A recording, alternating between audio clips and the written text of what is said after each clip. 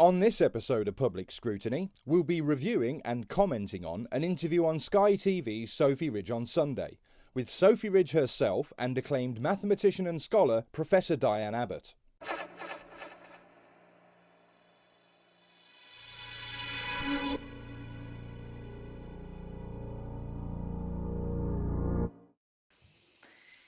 Now, earlier this week, the government published some details about its plans for immigration. The new system will come into force at the start of next year and it aims to reduce low-skilled immigration to the United Kingdom, with the government saying it wants to see Brits trained up to do jobs that would otherwise be done by migrants. But concerns have been expressed by business groups that the plans could lead to shortages of staff and knock-on effects for the economy.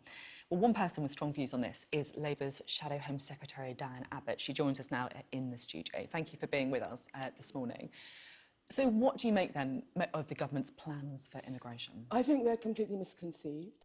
Which by extension means that Diane Abbot thinks Australia's immigration policy is also completely misconceived.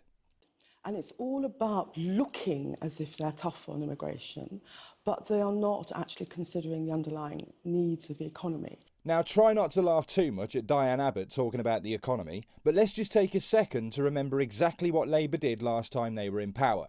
They borrowed £50 billion to build hospitals with a payback of £300 billion. Then they bailed out the banks with our earnings. They allowed pharmaceutical companies to charge the NHS whatever they like for their product. And when they were thrown out of office, they left a note saying that there was no money left. Then they virtue signalled about the austerity measures that had to be taken to put the economy right.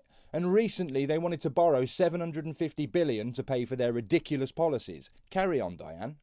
And they also make the mistake of saying that your salary level tells the society how valued you are and what your contribution is to society. There are lots of people who play a very valuable role who are relatively low paid. Then, in 2004, they opened up our borders, flooding the country with cheap labour, which led to 6 times the previous levels of inward migration. And because of an oversupply of labour, everybody's wages went down.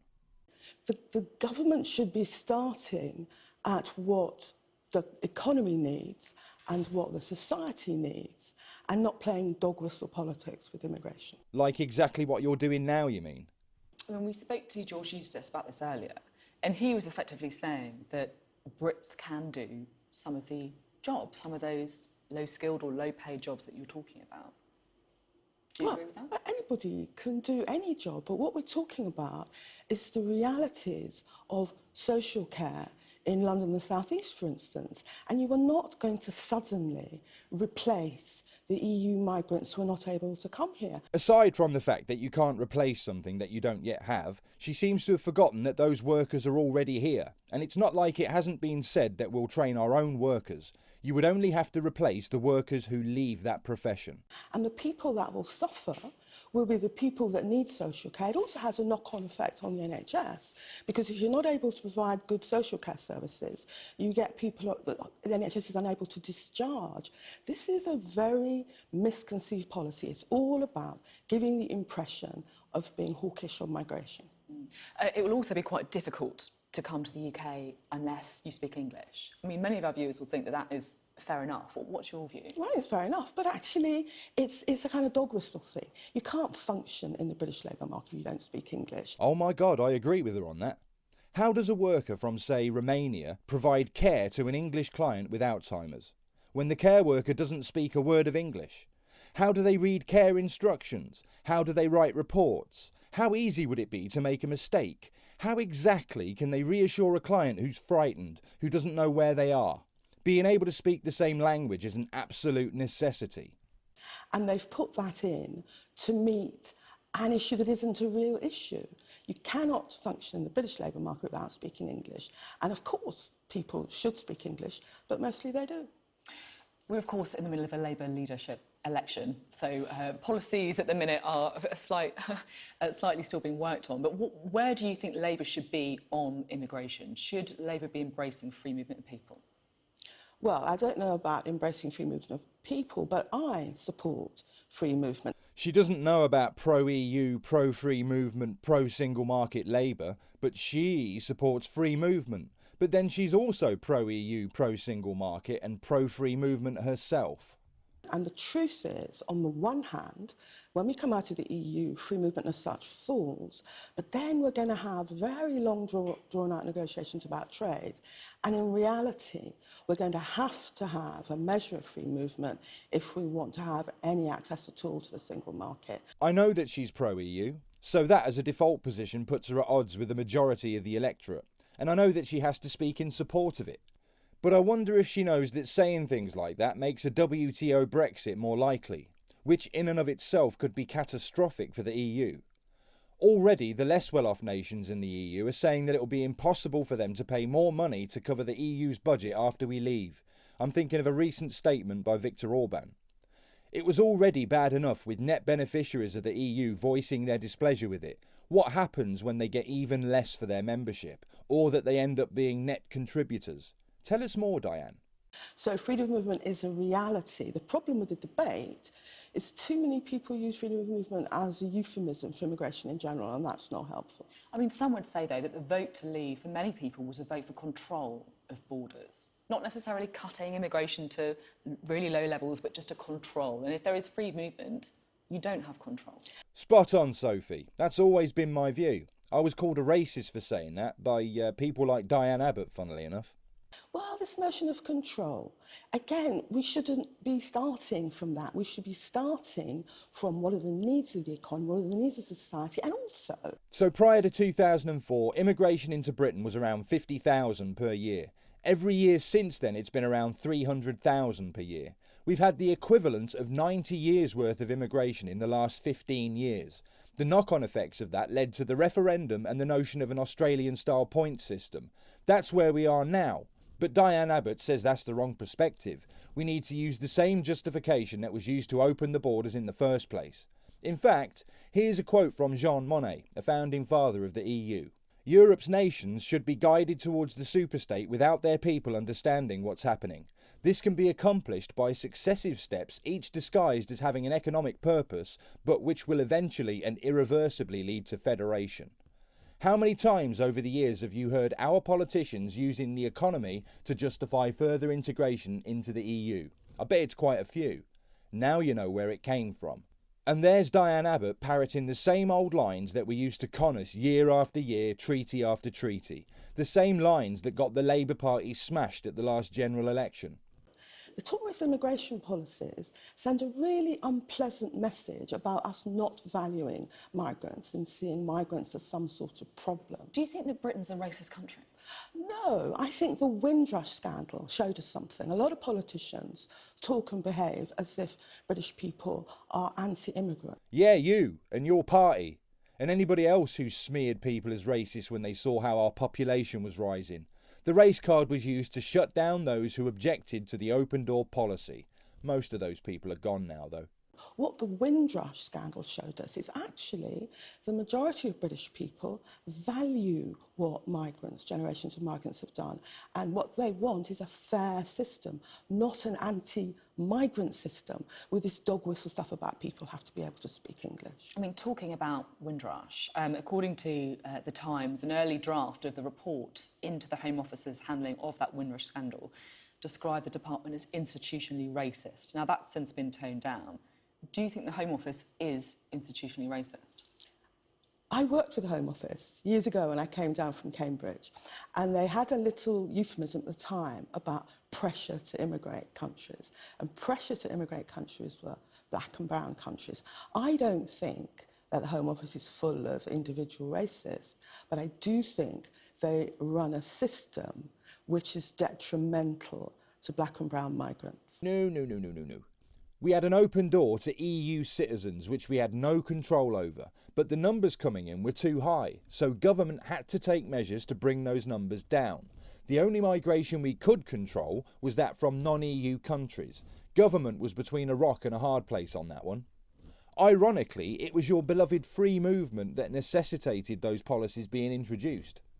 So would you say that is institutionally racist? Well, You're not talking about individuals, but as an institution. Institutional racism is a difficult phrase. I'm not talking about any individuals. I'm talking about our system. There's no question. And the Windrush scandal was the best example of it, but there's no question, having worked there and having dealt with thousands of immigration cases down the years, that the Home Office runs a system which is detrimental to black and brown people.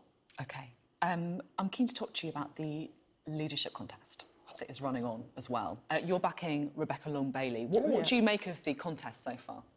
Well, I think they're all very good candidates, let's be clear. I think that the advantage we would have with Rebecca Long-Bailey is that she's a great supporter of the movement.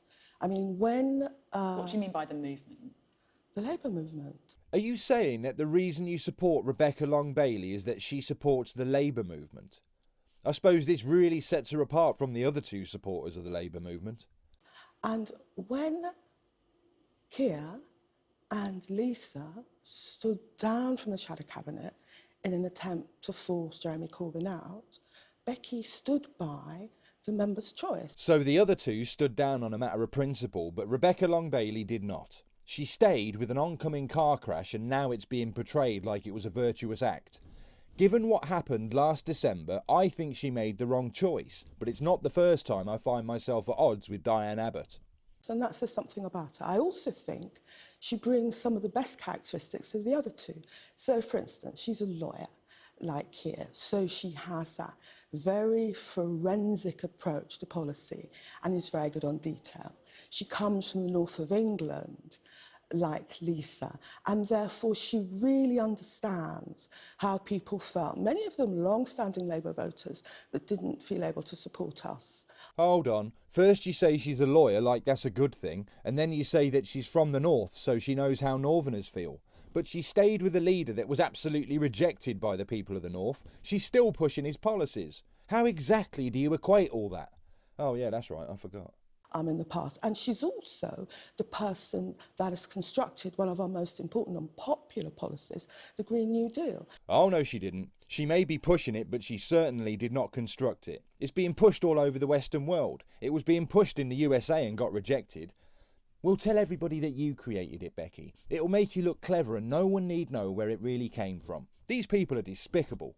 So she's the one for me. I'm interested to talk about how, when you were saying she's a supporter of the movement, are you worried that if Keir Starmer or Lisa Nandy wins over Rebecca Long-Bailey, that they'll move away from Corbynism? I'm not saying that, but I am saying when times were tough and other people were stepping down from the front bench, Becky stood by the members' choice as leader, and I think that's important. OK, so for comparison, let's take one Emily Thornberry. After the referendum, when most wouldn't touch Corbyn, Emily Thornberry stood by him. By Diane Abbot's standard, that would be a good thing. Prior to that, though, Emily Thornberry had spent a year or so in the wilderness because of a tweet that she posted, taking the mickey out of people with England flags in their windows. For Thornberry, standing by Corbyn was her way back into the front benches. Rebecca Long-Bailey should have acted on principle, but she didn't. I mean, Lisa Nandy, for example, when she's addressed the fact that she stood down, has said that part of the reason was because she was worried about the way anti-Semitism was investigated. So she would say that standing by and doing nothing was the wrong thing to do. Well, I understand her saying that, but I was there at the time, and I know why.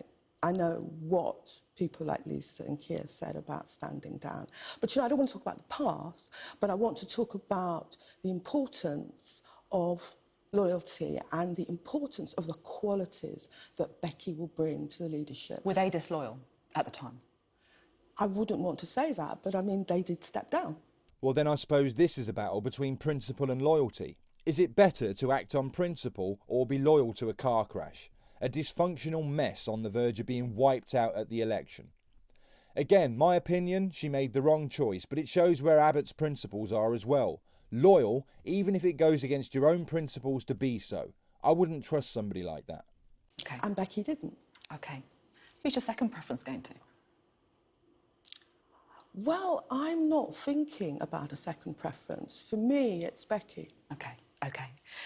Now, Jeremy Corbyn has said that he would happily serve in the next leader's shadow cabinet. Would you? Well, you know, I will be stepping down because I think that the new leader, whether it's Becky, whether it's Lisa, whether it's Keir, they have to be able to construct their own shadow cabinet. The question was whether you would serve in the new shadow cabinet. Your answer was that you're stepping down because the new leader needs to construct their own shadow cabinet. In what way does that answer whether or not you would serve in it?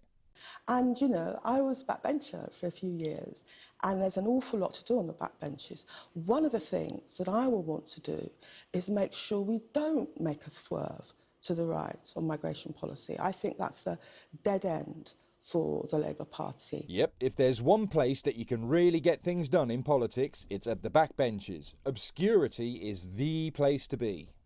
We have to stand by our principles, stand by our values, and make sure we have an immigration policy which is fair and which is workable. Yeah, it's called an Australian-style points system. OK. Would it be a shame if Labour didn't elect a woman leader?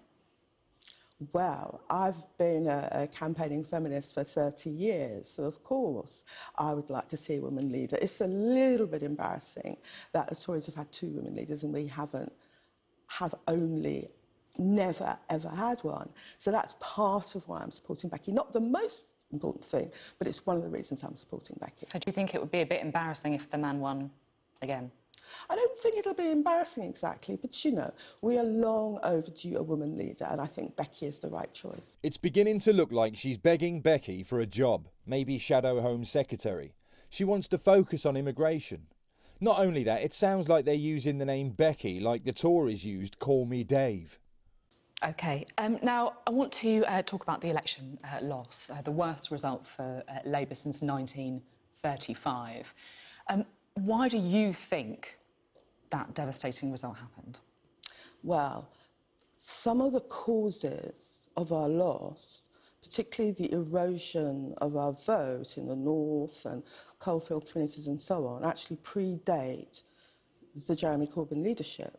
I mean, the erosion of our support in some of those communities was going on under New Labour. But at the same time, the erosion of that support, they were votes that Tony Blair won in 1997.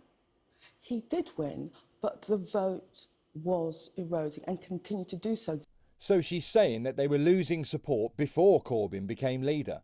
Never mind that Corbyn was so popular at one point that he made a speech at Glastonbury, or that there was a Theresa May election where, to be fair, the Tories crashed and we had a hung parliament. Corbyn had 2 spikes of popularity, so to suggest that it was matters pre-Corbyn that lost Labour the last election is complete fantasy. Just like in the real world, it's complete fantasy to suggest that it wasn't Corbyn and his policies and the scandals and the massive borrowing and the Brexit betrayal that lost Labour the last election. Sure, you can lose support over time, but it's another thing altogether when your deep core vote, those who have always voted Labour, switch to the other side entirely.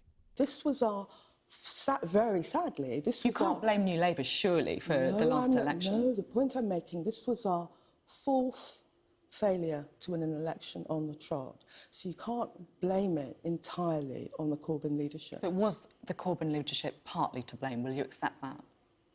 Well, you know, I ran in Hackney North, and in Hackney North, they love Jeremy Corbyn. So I can imagine that they did. But I have to say, when I went out to different parts of the country, not London, during the election campaign, his name came up an awful lot. Well, it would do, because, I mean, I have never, you know, and I've been an MP for 30 years, seen the sort of attack on a Labour leader that Jeremy Corbyn had to endure. I mean, a really unpleasant attack. It sounds now like she's attributing the loss to the media, which there's probably a little bit of truth to.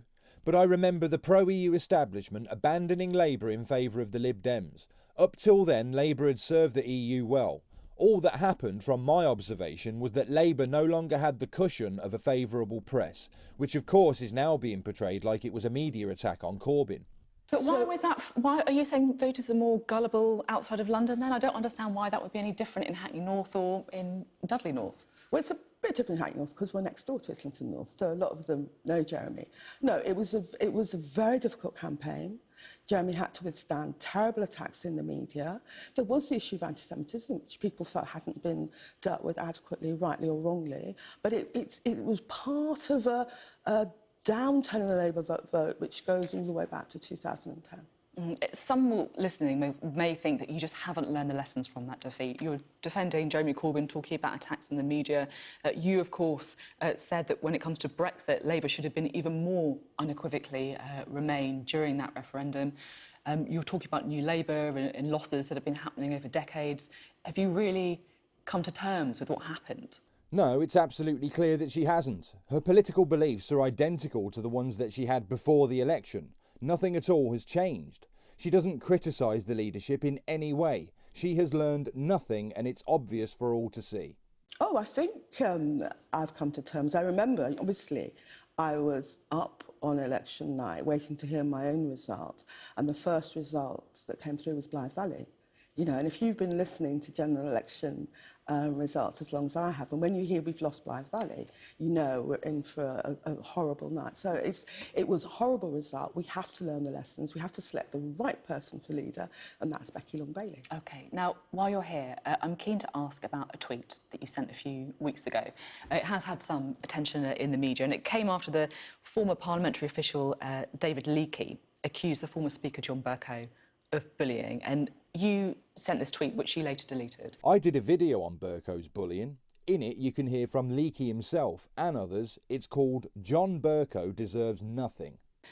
The allegations come from a former parliamentary official, David Leakey.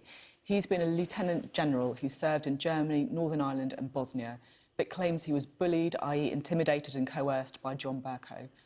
Unlikely. Now, important, of course, to say John Bercow's denied the bullying allegations.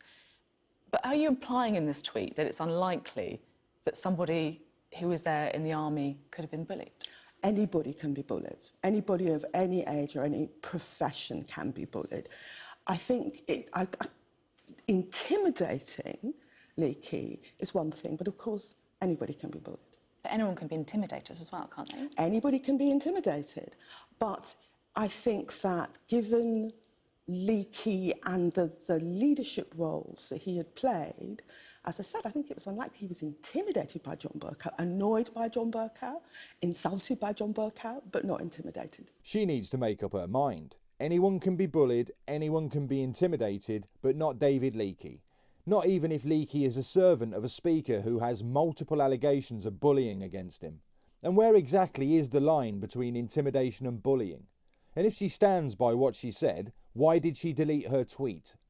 Why don't you think he could have been intimidated? Surely anybody can be abused or bullied. Anybody can be abused. And I know more about this than some members of Parliament because I remain the most abused online of any Labour MP. Mm-hmm. But all I was saying that was, given Leakey's history, seemed unlikely he'd actually be intimidated by John Bercow.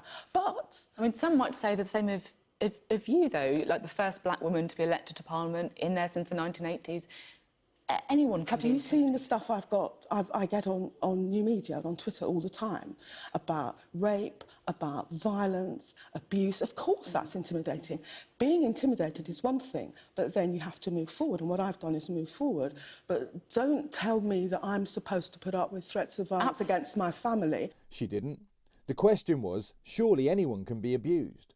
You ignored the context of her question and switched it around to yourself, and then you brought your family into it. Speaking of which, how many charges of assaulting medical staff does your son have against him? Did he plead guilty or is he going to trial?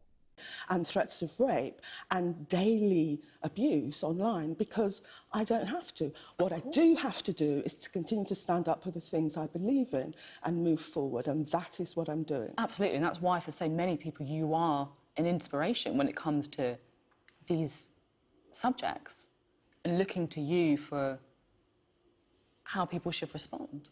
I think people should respond by, well, I think one of the things that the media outlets, the online outlets should do is stop anonymity online. I hear this a lot lately. They started pushing it when Caroline Flack died, Labour and the left mainly. Social media already has our email addresses, phone numbers and IP addresses. If you threaten to kill someone online, you can expect a knock at your door from the police, and that's with things the way they are currently. They don't need any more information than they already have now. It's a data protection risk to have them store our addresses, in my opinion, so I advise keeping a close eye on this subject. There's more to it than they are saying.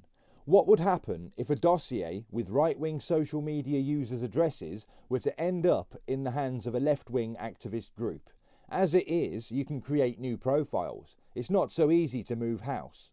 You can post under a pseudonym, but Twitter or Facebook, whoever, should actually have your name and address. Because when we try and follow up some of the really abusive things and threats of violence online, we cannot trace the people because no one has their name and address. So I think there needs to be an end to anonymity online. That's one of the things that should happen. And I also think that mainstream media, newspapers and television, should reflect on the way they can sometimes seem like an echo chamber to the worst abuse online. But I don't want to look back, and I don't want to talk about me. I want to look forward and to where the Labour Party can go and what the Labour Party can do under the leadership of Becky Long-Bailey. Do you think that the Labour Party needs to address some of the issues that you've just been talking about there, though, when it comes to social media and what you would describe as the mainstream media as well? Oh, I mean, yes, everyone has to address it. Because you know why it concerns me? I think we've discussed this before. It concerns me because I think young women and young BAME people thinking of coming into politics will be put off by the level of abuse that women politicians of both parties, actually, and BAME politicians get. And I don't want to see a new generation put off because of quite unreasonable levels of abuse online. And once again, it works its way back to politicians. This is what it's really all about. They've been given stick for the way they betrayed this nation. It's not about Caroline Flack or anyone else that gets bullied. It's about them. They want to silence dissent, which is a bit hypocritical of Diane Abbot, seeing as she tried to prevent a newspaper reporting on her son's frankly disgusting crimes against healthcare professionals. I guess words online are worse than actual assault in her eyes. OK, Diane Abbot, thank you so much for being in the studio today. Much appreciated. So there you have it. It might not be a car crash in the usual sense, but it doesn't mean that this was a good interview. I don't know how they think they can hold the exact same position that lost them the last election and somehow it'll work for them next time around. But what is it they say? Never interrupt your enemy when they're in the process of destroying themselves. Thank you to Sky and Sophy Ridge, and don't forget you can check out her show every Sunday on Sky News. And with that, I'll end this video there. If you've enjoyed it, please give it a like as it really helps, and if you want to let me know what you think, you can do so in the comments section below.